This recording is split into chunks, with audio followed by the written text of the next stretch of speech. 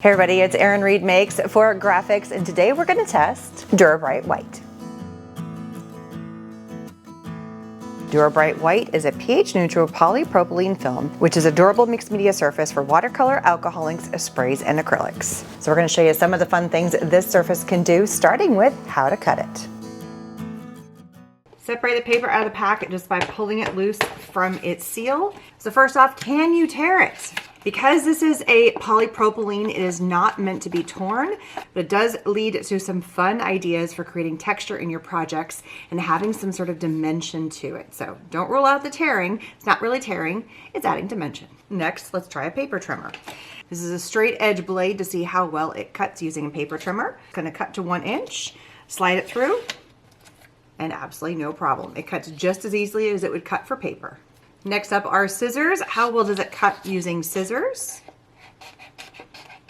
And just like you would expect, it cuts through absolutely with no problems. Next up, let's try a punch. So a lot of us have punches in our stash. Let's see how the Dura Bright holds up to being punched.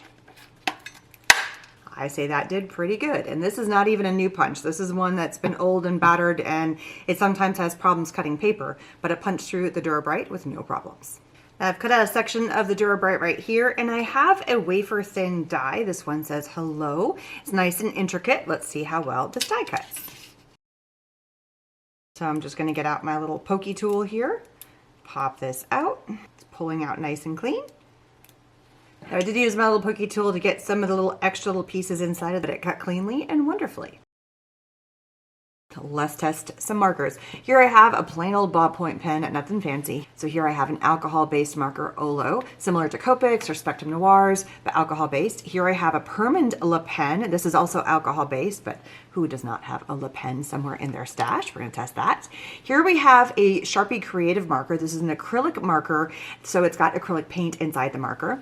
And lastly, we have a water-based Tombow marker. So this is a watercolor marker or a water-based marker. How well do all these work on these surfaces?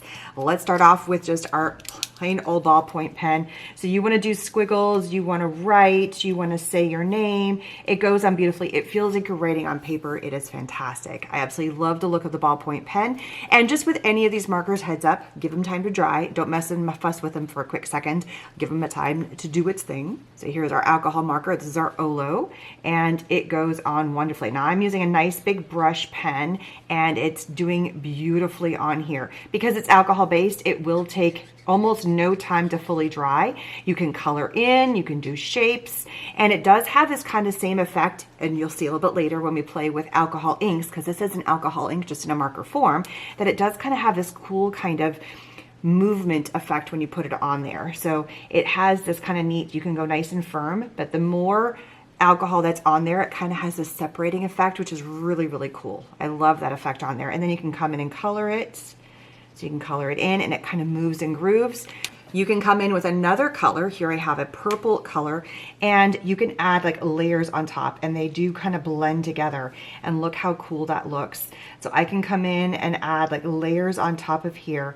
It creates this really cool effect of blending the colors together, and they kind of ooze and do this, all this magic. It really is a fun technique to kind of play around with this and see how the different colors work together, because this is what this color looks like on its own right there. So they can really blend nicely, and you can move the colors around.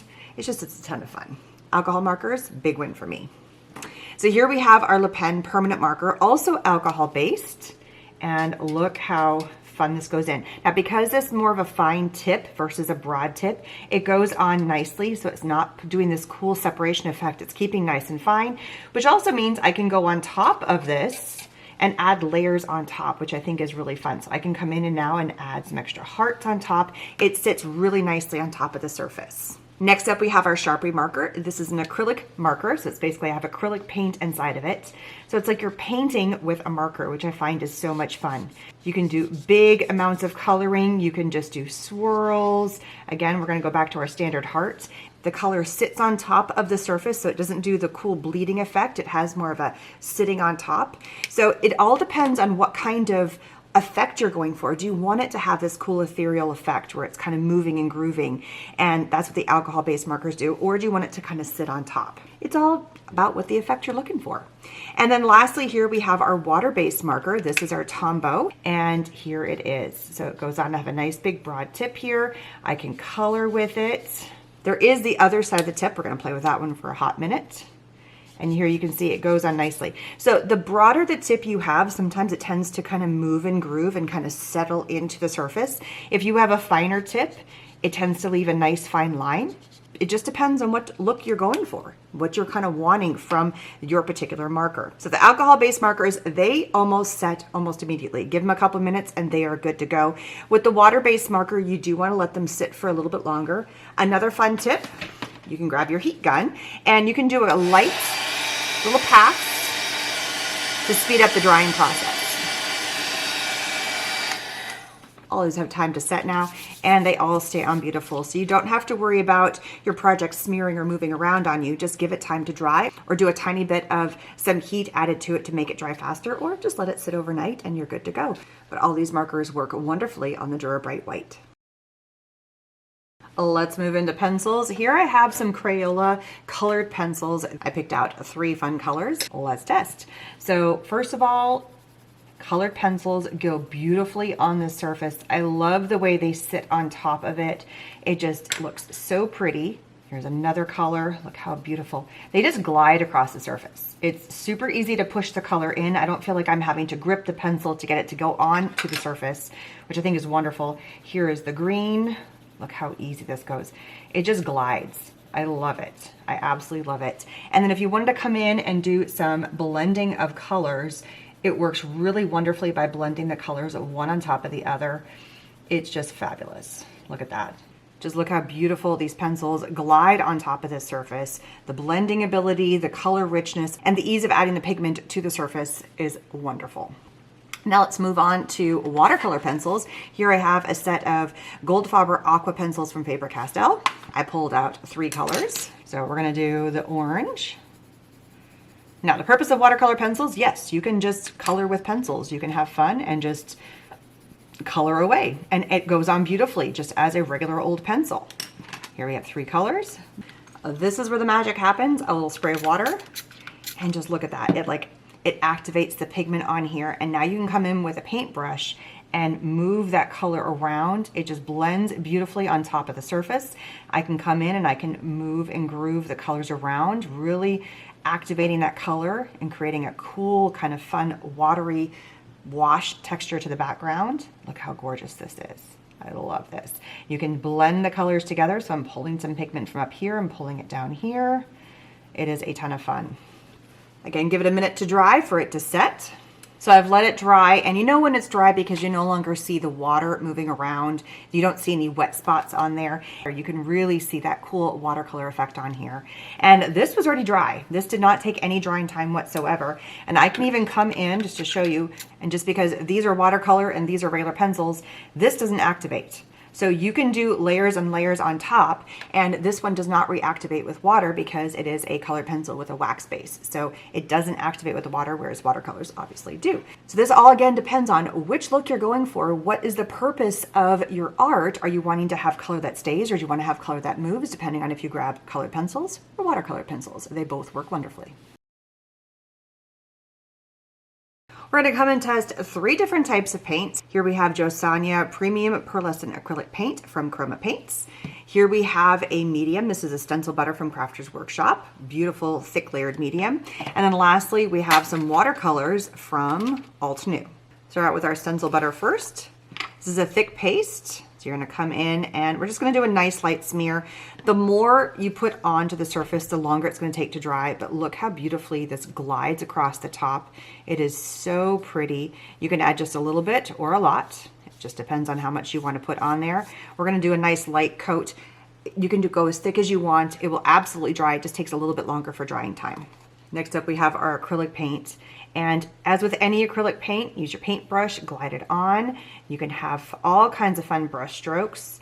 Look at this, it just goes on beautifully. I love the feel of acrylic paints on this surface. It is just magic on here.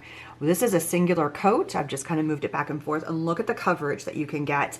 And it is just amazing. I love the feel of the paint on top of the surface. It glides so beautifully, and it is just a ton of fun to paint on. Lastly, we have our watercolors here. So just coming in, and look how beautiful this moves across on the paper. So here I can go really thick with the pigment and add lots of pigment on top.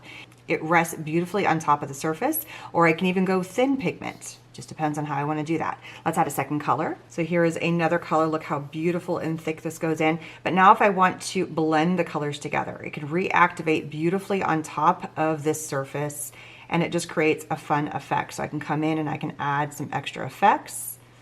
Look at that. Look how beautiful. Drying time on this all depends on how thick your paint is, how much water is there, because the water does need to evaporate. So either you can let everything dry and give a little bit of time to move and groove, or you can come with your heat tool and let it do its magic. We're going to use the heat tool.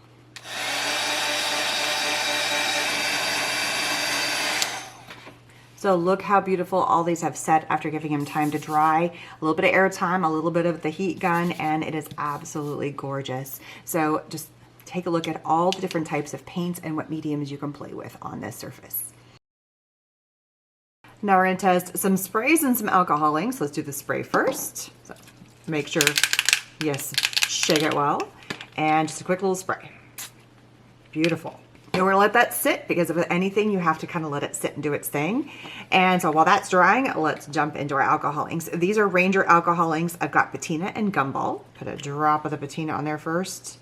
So one thing that's automatically different between these two, the spray sits on top. It doesn't move, it kind of sits there. So when it dries, it's gonna hold its shape. Whereas when you add in the alcohol inks, it moves and grooves. Look how cool. It kind of spreads and does this neat kind of like spidery effect to it. Of course, I've got it all over my fingers. I can never not art without getting messy. Now here's the other cool thing. I'm gonna grab a different color. This one's the patina, and just take a look at this. It like reactivates and makes it even cooler. So you can come in and you can have all these cool little splotches, and then they kind of bleed together and have this really cool kind of ethereal effect. And you can blend colors, and this is just by adding drops. We haven't even done anything more than just adding simple drops and let it kind of activate with the surface and create this cool kind of spidery kaleidoscope effect. It really is cool. It's one of my favorite techniques that I do here. We're gonna let both of these dry for a minute, and we'll see what it looks like in a few minutes. Pay no attention to the mucky fingers. Let's talk about what this looks like now that it is dried. So here we have this beautiful splatter effect, spray effect. It has a nice concentrated, you could have fun with drips and drops, but the sprays go on beautifully. Just gotta give them a little bit of time to dry, and they are gorgeous. Over here we have our alcohol inks, and they dry super fast. That is one of the nice things about the alcohol inks on this surface, is that it does dry so fast. It gives this really cool kind of bleeding effect. It is one of my favorite techniques right here, is this cool spidery effect. Here's the beautiful thing about this surface, is that you can clean it. So here we have our Tombow, our water-based marker, and here we have our Olo, our alcohol-based marker. And let's see how well these clean off of the surface. For an alcohol-based marker, you do need to use isopropyl alcohol 97 or 99%. I've placed mine into a little spray bottle. Spray, you can already see it starting to activate, which is a really cool technique to give it another fun effect. And then you can just wipe it clear with a paper towel. You can either leave it as a partially smeared, or you can keep adding more alcohol until it comes completely clear. So it allows you to reset or to add some fun techniques to your projects. For a water-based marker, plain old water will work just fine. Again, spray it. You can see it activated the ink, and you can tell that it is water activated. Then you can come in, and it clears up no problem. So we've just scratched the surface of what you can do with the Grafix Dura Bright White. There are so many fun techniques that can do, lots of mediums that you can use on top of the surface, and a ton of different fun layers you can add, and you can activate it with water, alcohol. You can also cut, stamp, die cut. So many fun things that you can do on top of this Grafix surface. Check your local retail stores where you can purchase this amazing product. And make sure to check out all the other amazing videos for even more inspiration of what you can do with the full line of Grafix products over on their YouTube channel. Bye everybody.